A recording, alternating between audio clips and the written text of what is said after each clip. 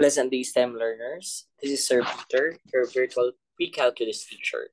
So we are still on week number 3. So this is an additional video lesson regarding the ellipse in preparation for your upcoming written work exam related to ellipse. So let's start. So this video lesson will help us acquire the skills in finding the standard equation of the ellipse given certain conditions. Let's have illustrative example number 1. So let's try to find the standard equation given the center is at 0, 0. The foci is on the y-axis.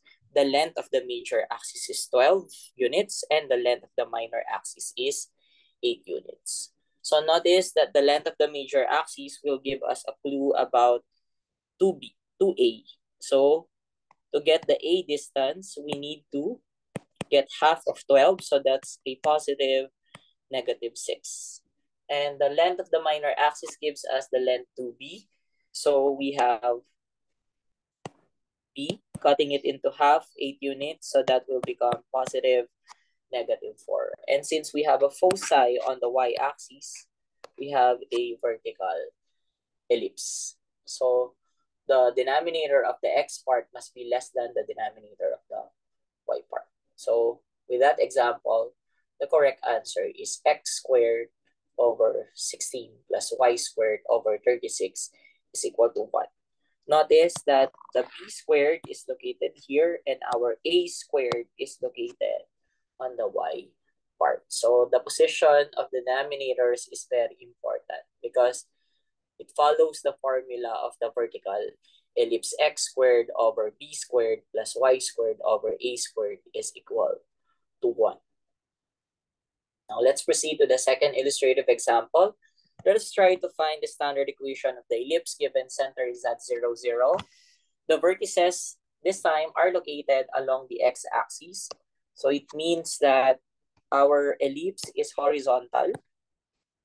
The length of the semi-major axis, so that's an A distance. It's a positive negative 10. And the length of the minor axis is 2B. So we need to cut it into half to get the B distance. Half of 12 is positive negative 6. And since we have a horizontal ellipse, the denominator of the x part must be larger than the denominator of the y part. So our answer will be x squared over 100, which is the square of 10. And then y squared over 36, which is the square of b, is equal to 1. Do not forget equals 1 because it's part of the final answer. Let's move on to example number 3. Find the standard equation of the ellipse given center at 0, 0. We have a vertical minor axis. So meaning, still we have a horizontal line. Okay, so our 2C is 4 units. Therefore, our C, cutting it into half, will be a positive negative 2. The length of the minor axis is 2B, that's 10 units. So we have a B unit, which is positive negative 5. Using these elements, we do not need C in the formula, but we need B. So we still lock the value of A. But to get that one, we can use the formula B squared plus C squared. So we get square root of B, that's 25. And the square of C is 4. So we have a positive negative the square root of 29, which is the value of A. So since we have a horizontal ellipse, the final answer is x squared over A squared. We know that the square of the square root of 29 is 29. So mawawala yung square root dito. Plus y squared over b squared. So we have to square 5 so that it becomes 25 is equal to 1. So I hope you understand the solution. Let's move now to the next problem.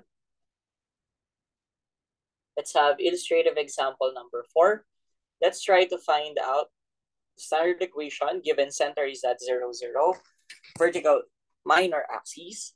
The b distance is positive negative 3, and our C distance is positive negative 11. So again, we use the formula A is equal to the square root of b squared plus c squared. So our b squared is 9 and our c squared is 11. Okay, so a now is square root of 20. But since we have a vertical minor axis, again, this is a horizontal ellipse. So we should have the answer x squared over 20, which is this one, or plus minus square root of 20. So the square of the square root of 20 is 20. And we have to square 3, and that will be your b squared here is equal to 1. So we have x squared over 20 plus y squared over 9 is equal to 1. Okay, let's proceed now to illustrative example number 5. Find the standard equation of the ellipse given center is at 0, 0. Our vertices are located at 0, -11 and 0, 11. And our foci are located at 0, -5 and 0, 5. So notice that the y values are filled in. So it means that we have a vertical ellipse. So the denominator of the x part must be less than the denominator of the y part. In this case, our a distance is provided by our vertices. So a is a plus minus 11 and our b is missing. I do not know b, but the c distance will come from the foci, which is a positive negative 5. So how do we get b? We have a squared minus c squared. A squared is 121 minus 25. Okay, so that's a plus minus square root of, is it 96? So we'll be using that one as our reference. Okay, so the answer is x squared over the square of the square root of 96 is 96. And the square of 11 is 121. So our final answer will be x squared over 96 plus y squared over 121 is equal to 1. So I hope you understand. Let's move now to the 6th example. What if the length of the latera recta is given? Observe that the a distance is very clear. Okay, our formula for the length of the latera recta is 2b squared over a, but they are corresponding. So it means our a value is a positive negative 9. So to get b, we have a 2b squared is equal to 8. Dividing both sides by 2. So our b squared is 4. But to get b, we have a positive negative 2. So given this one, this could serve as a clue, but we need to identify what type of ellipse do we have. Since the x values or the abscissa have coordinates, then we assume that this is a horizontal ellipse. So in writing, we'll have x squared over 81 plus y squared over 4 is equal to 1 because we have to write first a squared and then b followed by b squared on the y part of the formula. Okay, so the denominator of the x part is larger than the denominator of the y part because our given suggests a horizontal ellipse. Let's move now to example number 7. What if the center is not located on the origin, but the center is at 4, -5? We have a vertical minor axis, and our A is positive -7, and our C is positive -6. So in this example, we could compute first for the value of B. Okay. So our B is the square root of 49. minus 36. And what is the answer? Is it the square root of 13? Positive, negative. Okay?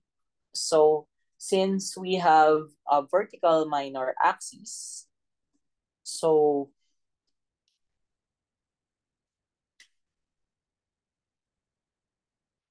we have a horizontal line. Okay, this is a vertical minor axis and a horizontal ellipse. And so when we write now the standard equation, we invert the sign of 4. So we have the quantity x minus 4 squared over our a squared, which is 49, plus the quantity, you invert the sign, y plus 5 squared. So in the center, it's positive 5, negative 5, but in the formula, it's positive 5. And then we'll also get the square of the square root of 13. So that will be 49 x minus 4 squared over 49 plus the quantity y plus 5 squared over 13 is equal to 1. So this is the answer. Okay? So take note of this one.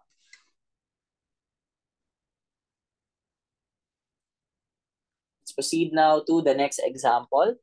So we have illustrative example number 8. Our k value is 3 and our age is negative 3. So do not get confused because we follow our center at hk. So you have to write first age.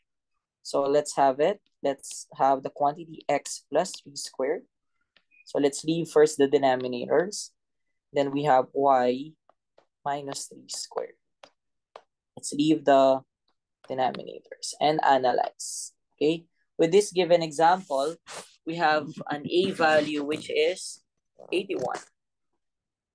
A squared is 81. So since we have a vertical major axis, okay, so this is a vertical major axis, we'll write 81 on the y part. But we do not have a value for b. So what we need to do is to compute for b by subtracting 81 and 16. So what is 81 minus 16? That's plus minus, or positive negative 65. So this will be the answer. Okay?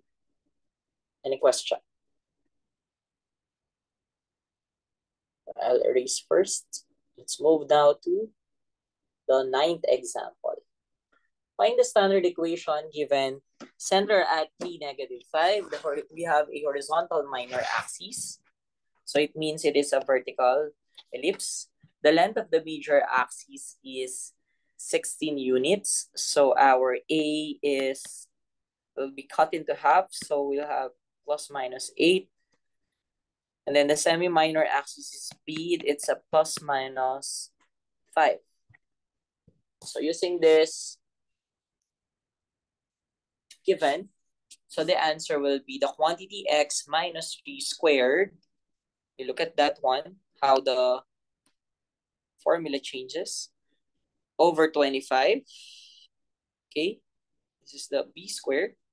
Then the quantity y plus 5 squared over 64, which is the square of 8, is equal to 1. Example 10. Suppose that the given are the vertices and the foci. So notice that we have the same coordinates, so we disregard them. Just get the distance from 5 to negative 5 to 7. And the distance here is 5 units plus 7 units. So get their absolute values. So that's a total of 12 units. So that's your 2A. But your A is obviously a positive negative 6. Well, from negative 3 to 5, that gives you an idea of B. So it's a positive negative 4. And since we have a vertical ellipse, we'll have the standard equation quantity x minus 2 squared over 20 plus the quantity, I'm sorry, this is C units, okay, times the quantity y plus 1 squared over 36 is equal to 1. So how do we get 20 here? So first, we need to get B. To get B, we have 36 minus 16.